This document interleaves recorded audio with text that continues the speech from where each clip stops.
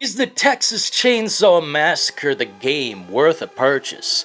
Is it worth your money? Is it worth a buy? Absolutely. Buy this game, support the devs, and this direction the industry is taking. This game deserves support because it's a step forward in asymmetrical horror. And if you're a survival horror enthusiast, I suggest checking it out as well. I mean, playing as a survivor feels competently balanced. It's not always a matter of instantly, oh, you go down, 2 hits, you're down, you're dead, on the hook you go. No, absolutely not. This game has quite the balance to it, and I expect it to get better as time goes on.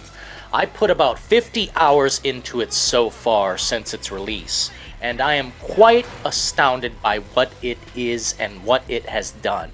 It's turbo fun.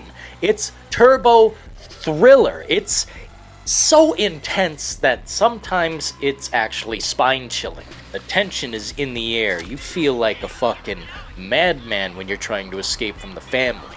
And when you're playing as the family, you also feel like a genuine madman. It's like, damn, it really puts you in the shoes of those characters, of the cook, of the hitchhiker, of Bubba, which, honestly, I don't like calling him Bubba. I find that a little insulting. I like to go with the classic Leather, or Leatherface, something more formal. Absolutely, this game is worth a buy, and I suggest supporting it because a lot of people seem to support games these days that constantly promise and underdeliver. This game is $40. It's on Game Pass, and it doesn't have a shitload of cosmetics for you to buy. There's not a ton of microtransactions. You can buy the executions and whatnot, but it was the same for Friday the 13th, which I like Friday the 13th as well. It's just ultimately broken, and it's just not so much fun to play without friends at all. The Texas Chainsaw Massacre, the game, on the other hand, can be played without friends and you'll still feel like you're doing something righteous. But at the same time, you're going to want to get a headset and a mic and try to communicate at least during key moments. Because without communication, the Texas Chainsaw Massacre, the game, is a bit rough. If you're not communicating with your other family members or your other victims in your party, well, then you're gonna have probably a rough time, unless you're super agile and ready to go 12 rounds with anything that comes your way.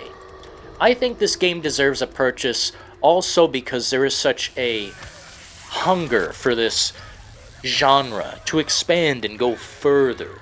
It's like, I would love to see a Nightmare on Elm Street game. I would love to see the Hitcher game. I'd love to see something in the vein of slasher versus victims, just all across the board. There's so many different franchises and directions this could go.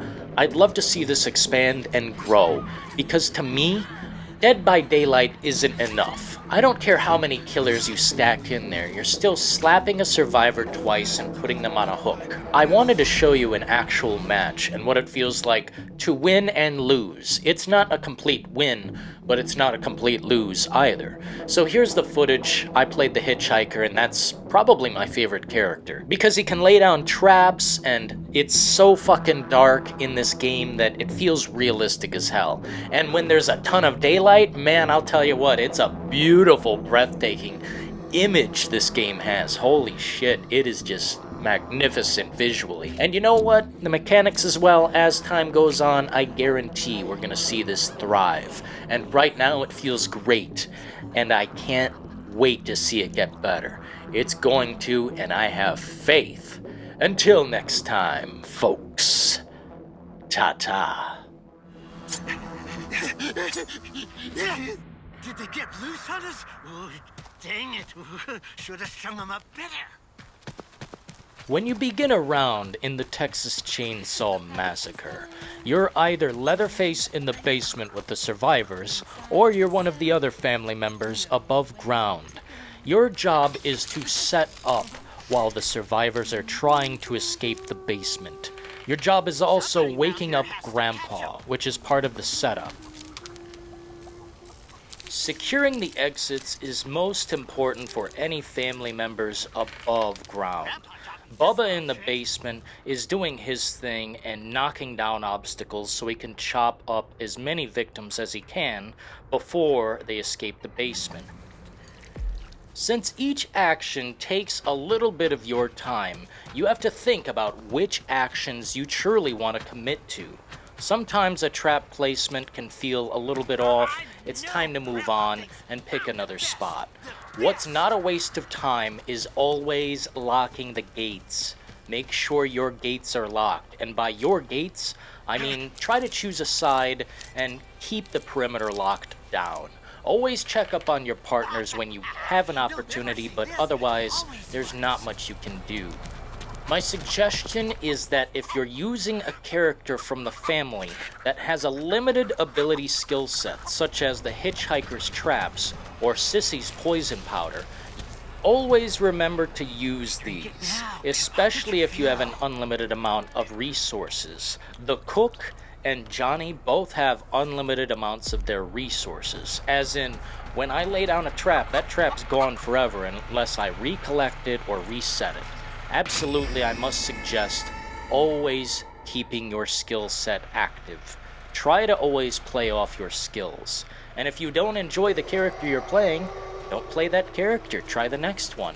Because they're all different and they're all essential for what you need to commit to. And that's stopping any of these victims from leaving this property. Wanna play a hidey game, huh? Alright. Save you after all. Oh, sugar. Does that hurt? For the most part in this game, you're going to want to rely on audio. If you have a good pair of headphones, now's the time to use them.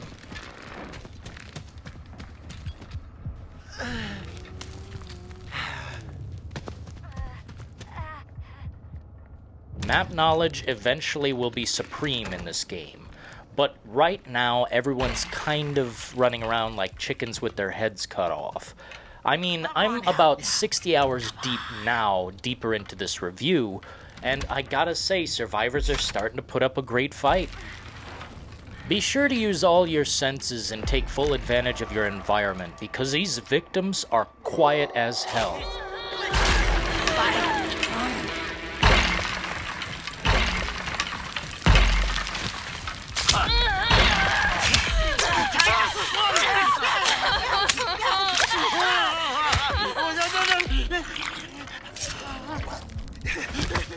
So when you've committed to killing a victim in the Texas Chainsaw Massacre, you've got to take the blood to Grandpa now.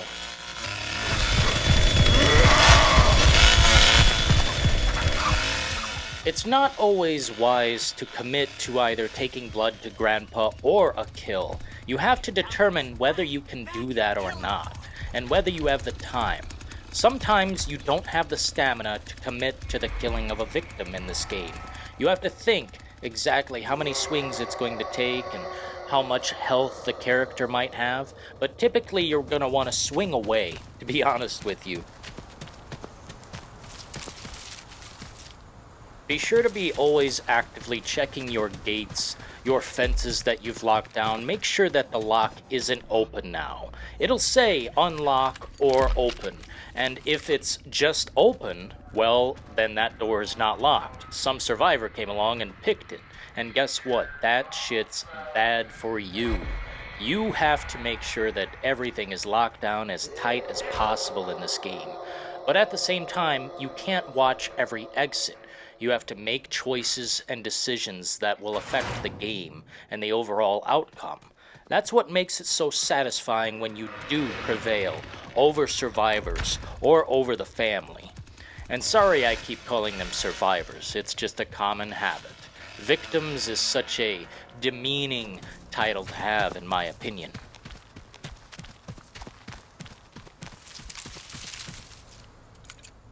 When I had recorded this game in particular, I didn't use communication at all. So Sissy here kind of confused me. I didn't know if she was coming through, I didn't know if I should lock it right in her face, or just leave it as is, since she's coming through anyway. but she didn't come through, and I wish that would have been communicated, but it wasn't. She stood there looking at me a little bit confused, and I was confused as well. But on this occasion, it didn't affect things too badly. You know what? It could have, though. That gate being unlocked is essentially one way out for survivors, one less security precaution for the family to take. And if you don't take every precaution at your disposal, then you're simply going to lose. You have to lock gates. You have to make sure that everyone is doing their part. Leatherface needs to chop down barriers. Sissy needs to carve out her poison powder and get ready to blast that shit into Survivor's face. Johnny has to make sure that he's tracking Survivor's footsteps. The cook, for instance, has locks, and if you're not using these locks, then you're not using his power correctly. He's got a tracking ability. If you're not using that, then you're not using the character properly. And when it gets right down to it, if you're not in this to win this, then fundamentally you're a part of the team that's going to see losses consistently across the board. This is a game you have to try in. I would consider calling this game chess, and I would consider a game like Dead by Daylight checkers. It's not a sign of disrespect, but at the same time, this has many more layers to it. This has sounds going on, like the front door that you have to pay attention to all the time.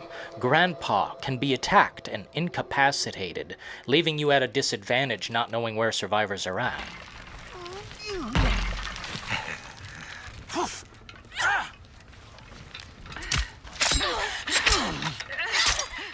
In a situation where a victim is trapped between two family members, you've got yourself pretty much an instant dub. Unless you both miss your swings, of course. In this case, it was perfect.